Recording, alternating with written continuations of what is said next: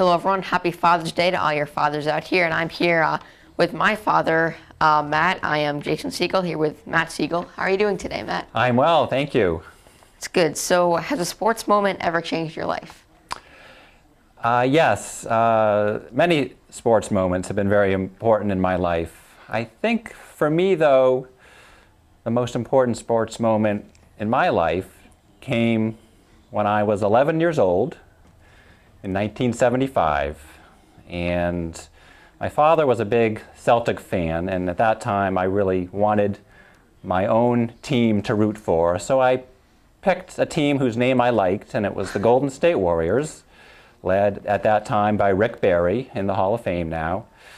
And Golden State was not expected to do much that year. They were picked for last, and surprisingly they won their division with a 48-34 record. Went into the playoffs, won a couple of 7-game series, and then in the NBA Finals, defeated in a big upset the Washington Bullets, led by Elvin Hayes, 4-0. And it was one of the biggest upsets in NBA Finals history. For me, it was the most important sports victory in my life, or changed my life, because it told me that anything is possible. They were a huge underdog, and yet through grit and hard work and clearly talent that others didn't expect to perform, they won the championship. And that has always given me the message that anything is possible in life. And we have seen that, of course, in many other sports moments, whether it be the Patriots in '01, or the Red Sox in '04, or even the Bruins in 2011. Kind of underdogs, unexpected victors. Yeah, so you've been rooting for the Warriors for almost 38 years now. They haven't won since. Why do you still root for this team? Why do I still root for them? Well, I think it really goes back to that '75 season when they won unexpectedly. And I guess for myself, it really touched a nerve in me that anything is possible. And they've always been a great example of that. It is true, over the years, over the last 38 years, they have never made it back to the NBA Finals. In fact, this past year, they made it as far as they have since 1976. But I have always enjoyed watching them, even as bad as they have been, and they've been really bad for most of the last 38 years. But I've always found that somewhat appealing in them, in that they are kind of an underdog. They continue to be the underdog story. And when they do have an occasional good year, I find it just very, very thrilling. Yeah, so when did a victory mean the most to you? Other than Golden State, I really am a Boston sports fan. I love the Red Sox, I love the Bruins, I love the Patriots.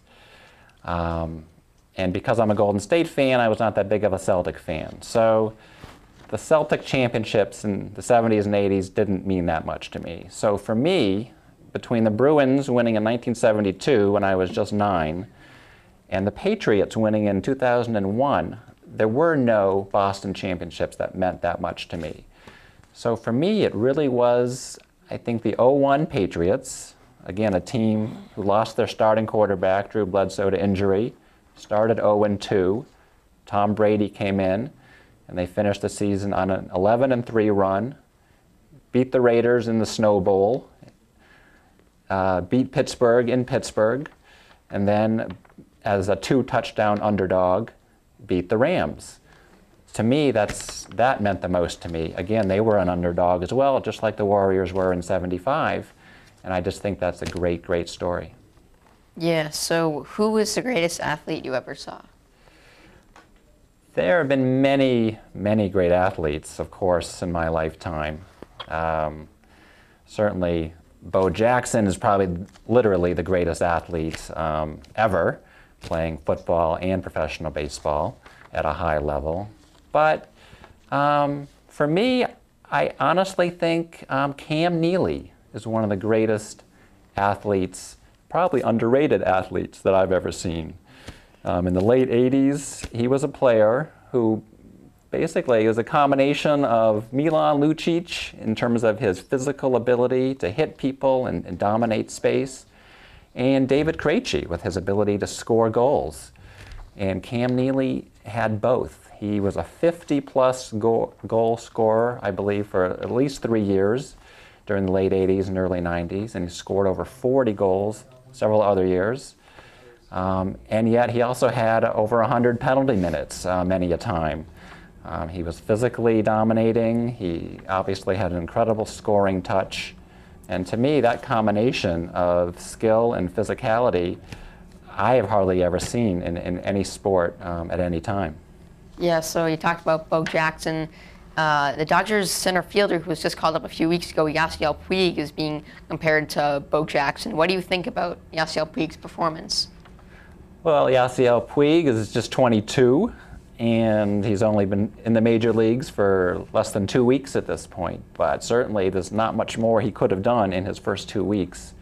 Hitting .500, 16 for 32, I believe, in his first 7 or 8 games, 4 home runs in his first 5 games, throwing runners out from the outfield fence, both at first and at third. I think he has absolutely the characteristics that Bo Jackson has.